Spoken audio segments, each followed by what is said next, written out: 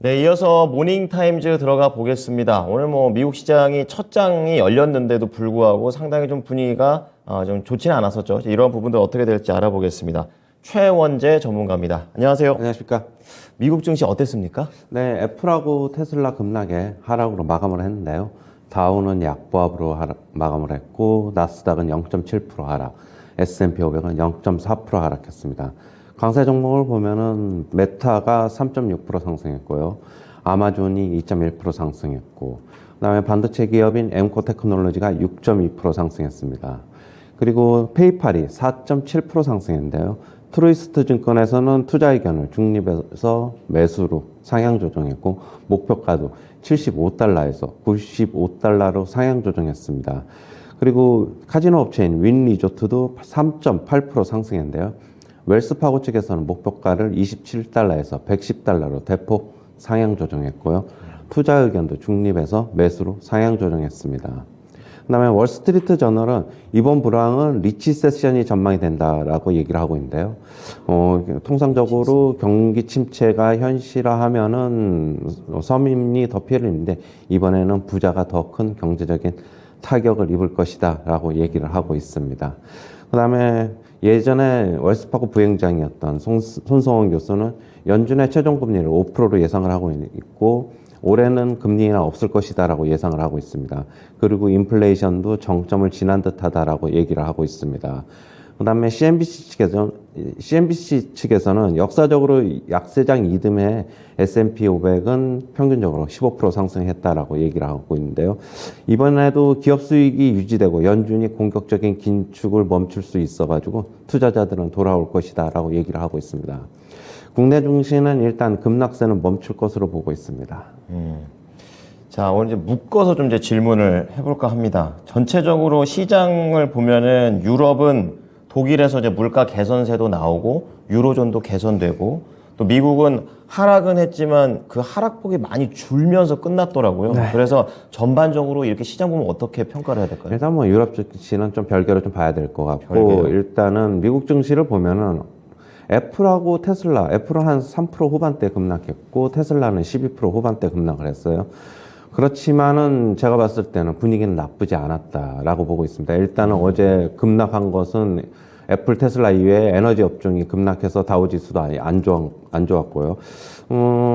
테슬라 급락이 S&P 500, 나스닥에 영향을 미쳤지만은 전반적으로 급등한 종목도 없었지만은 급락한 종목도 없었다. 소폭적으로 보합권에서 강보합과 약보합권에서 움직인 종목이 많았다. 저는 분위기는 나쁘지 않았다고 보고 있습니다. 일단 미국 증시도 급락은 어느 정도는 이제는 멈춘 것으로 보고 있고요. 소폭 등락을 거듭하면서 일단은 고용지표라든가 다음 주에 CPI 발표 기다리는 것으로 보고 있습니다. 네네.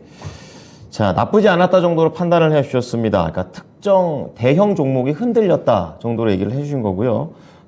안 떨어진 종목들도 있으니까 이 부분도 좀 크게 좀 봐야 된다는 얘기를 해주셨습니다. 자, 그러면 종목 얘기 넘어가 보겠습니다. 워낙에 테슬라나 애플은 시장에 영향이 크기 때문에 좀 타격이 있는 것 같아요.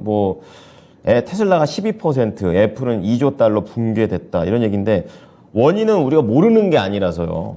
기술적으로 이렇게 떨어진 거에 대해서 어떻게 봐야 될까요?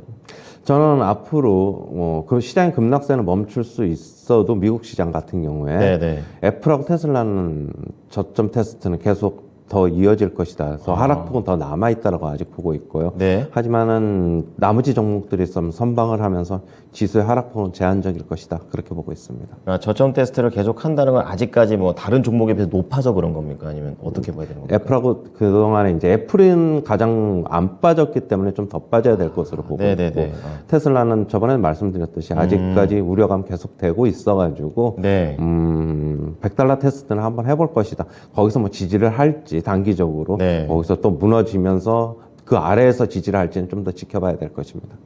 차트를 보니까 애플 같은 경우에 지금 계속 밀려 내려오고는 있지만 다른 종목 대비해서는 상대적으로 덜 밀렸다라는 게 지금 차트로 좀 아까 말씀을 좀 해주셨던 것 같습니다. 네. 자, 지금 차트를 좀 보고 계시고요. 그 다음에 종목 다른 거로 좀 넘어가 보겠습니다. 우선 페이팔이 지금 4.7% 이렇게 떨어지는 장에서 올라갔는데 투자 의견이 올라갔습니다. 이 뭐 어떤 것 때문에 올라간 겁니까? 일단은 뭐 트루이스트 증권에서는 얘기를 하는데 지금 뭐 핀테크 전자상거래 업체죠. 그런데 네. 일단은 전자상거래 모멘텀이 긍정적이고 투자자들은 너무 이제 부정적으로 보고 있지만은 네. 트루이스트 증권에서는 그래도 괜찮다 이렇게 보고 있습니다. 특별히 뭐 아주 뭐 어떻게 뭐 원인을 좋게 보거나 뭐 그런 건 아닌데 네. 일단은 뭐 페이팔 같은 경우에는 투자 의견 그러니까 투자 심리들이 너무 부정적으로 흐르는 듯해서 자기네들은 그렇지 않다라고 얘기를 하고 있습니다. 네. 자, 생각만큼 나쁘지 않다라는 관점에서 전자상거래 관련된 업체 페이팔이었습니다. 아마존도 이날 뭐 올해 뭐 탑픽 종목이라고 뭐 하던데 비슷한 관점에서 이해를 해보시면 되겠습니다. 두 번째는 윈 리조트가 되겠는데요. 역시 올랐습니다. 목표가까지 높아지게 됐다라는 것. 이게 뭐 중국 쪽하고 연결해야 되는 건지 어떻게 보십니까? 맞습니다. 그것 때문이고요. 웰스파고 측에서는 이제 마카오 측에서 마카오도 결국엔 팬데믹 철회를 하면서 윈리조트 같은 경우는 긍정적이다라고 보고 있고 상대적으로 규모가 작기 때문에 네. 실적 개선은 더 빠르게 나타날 수 있고 공격적으로 영업도 할 수 있다 그렇게 보고 있습니다. 그럼 우리나라에서도 이렇게 카지노 같이 하는 뭐 GK라든지 이런 데도 좀 같이 좋게 봐야 될까요?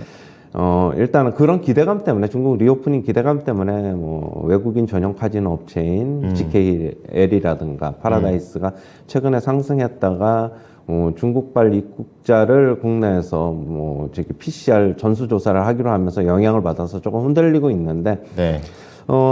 저는 그래도 이제 뭐 물론 중국 측에서는 당분 뭐 우리나라 측에 뭐 굉장히 좀 항의를 하고 좀 그랬잖아요. 섭섭하다고 하더라고요. 안 올 것이다라고 얘기를 하고 있지만 결국에 나중에 돌아올 것이기 때문에 주가는 지금 선반영하고 있는 과정이다라고 보고 있습니다. 주가 흔들리면은 결국에는 매수 시점이다라고 보고 있고 네. 파라다이스 GKL은 이미 3분기 실적이 거의 팬데믹 이전 수준까지 회복을 했어요. 그렇다고 본다면은 뭐 4분기, 내년 1분기 계속적으로 계속 좋아질 것이다. 저는 그렇게 보고 있습니다. 네, 중국의 이런 리오프닝과 관련된 종목들에 대한 의견 좋다고 얘기 좀 해주셨습니다.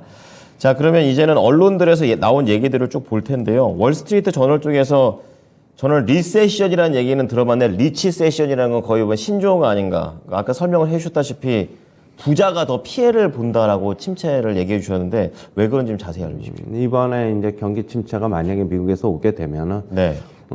저임금 일자리는 지금 현재 풍부한데 네네.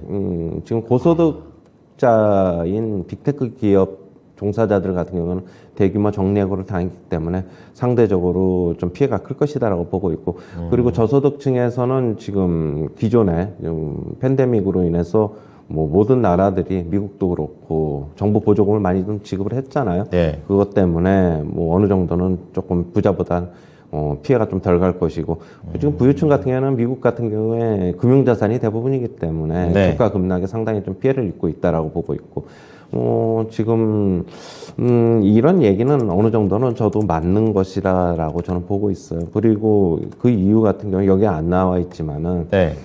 우리나라도 그렇고 미국도 그렇고 결국에는 그동안의 저금리로 인해서 은행에서 대출을 받은 사람들은 대부분 있는 사람들이에요. 부자들이란 말이에요. 네. 대출을 많이 보유한 사람들은 그렇다고 본다면 금리 급등으로 인해서 그것도 상대적으로 뭐 상당히 부분 피해가 있지 않겠냐. 저 그렇게 보고 있습니다. 그러면은 유동성 측면에서 주식시장에 좀 부정적으로 연결이 되는 거예요? 뭐 일단은 안 좋겠지요. 뭐 그걸 안 좋기는 안 좋은데 뭐 그걸로 인해서 뭐 크게 뭐 그렇다기보다는 일단 부자들의 고통이 조금 더 심할 것이다. 그렇게 보고 있습니다. 네. 자, 주식시장에는 크게 연결은 아직까지는 안 돼 있다라는 부분 얘기해 주셨고요. 그 다음에는 지금 손성원 교수, 그러니까 웰스파고 부행장이라고 하시네요. 전에. 전에 전 부행장 관련된 멘트가 나오는데 이 부분 뭐 모르는 건 아닌 것 같은데요. 최종 금리를 5% 예상한다는 건 조금 낮은 거 아닙니까? 시장의 예상보다. 그렇죠. 뭐 5.1% 예상하고 있으니까 조금 낮은데 결국에는 거의 뭐 비슷한 게 좀 예측을 하고 있는 것 같아요. 그 정도 왔다 2월에 갔다. 25bp, 3월에 25bp 올리면서 끝날 것이고 당분간 동결할 것이고 올해는 시장에서는 금리 인하가 있을 것이라고 IB들은 예상을 하고 있지만은 네. 파월과 마찬가지로 손성원 교수는 올해는 없을 것이다라고 얘기를 하고 있습니다. 과거에 그 이유는 이제 1970년대 같은 경우에 스타뱅고 정책을 펼쳤어요. 인플레이션이 조금 잡히는 듯하자 경기 침체에 대한 우려 때문에 성장률을 끌어올리기 위해서 이 금리를 높였다가 그러면서 인플레이션이 다시 급등을 했고 그러면서 다시 또 금리를 내리는 정책이었거든요. 그러면서 이제 인플레이션을 키웠어요. 그러면 그런 거를 이제 아픈 과거가 있기 때문에 네. 이번에는 그런 실수를 범하지 않을 것이다라고 보고 있고요. 인플레이션은 잡혔지만은 일단 2%까지 오기는 어렵다라고 보고 있어요. 그 이유는 임금과 이제 물가 상승 효과 때문인데 임금 상승으로 인해서 물가도 상승하고 물가가 상승하면서 다시 임금이 상승하는 악순환이 빠져 있다 이렇게 보고 있습니다. 그렇군요. 다음 국내 증시 넘어가 보겠습니다. 긍정적인 내용이네요. 급락세가 멈출 전망이다 이렇게 얘기해 주셨는데 어제 제 주변에도 아니 이게 연초부터 이렇게 시장이 빠지냐 이렇게 얘기하시는 분들이 많더라고요. 그래가지고 왜 급락세가 멈추는지 좀 자세히 좀 알려주십시오. 어제도 뭐 상당 부분 거의 코스피 기준으로 50포인트 가까이 빠졌다가 반등을 했어요. 약보합으로 뭐 상승세로는 돌려놓지 못했지만은 네. 어제 이제 급락세가 멈춘 거는 개인들의 매수 더하기 이제 뭐 외국인들이 소폭 순매수에 가담하면서 시장이 어떻게 보면 거래가 별로 없기 때문에 조금만 매수해도 뭐 올라갈 수 있는 환경 그런 게 좀 갖춰지지 않았나라고 보고 있고 일단은 뭐 그렇다고 해서 다시 추세의 전환보다는 네. 당분간 조금 등락을 거듭하면서 횡보를 하면서 일단 대형주로는 어렵겠지만 중소형주 위주로는 시세가 조금 나올 것이다 그렇게 보고 있습니다. 네. 자, 당분간은 횡보, 그리고 중소형 쪽에서 답을 좀 찾아봐야 될 것 같습니다. 오늘 내용 잘 참고하겠습니다. 감사합니다. 네, 감사합니다. 네, 지금까지 모닝타임즈 최원재 전문가였습니다.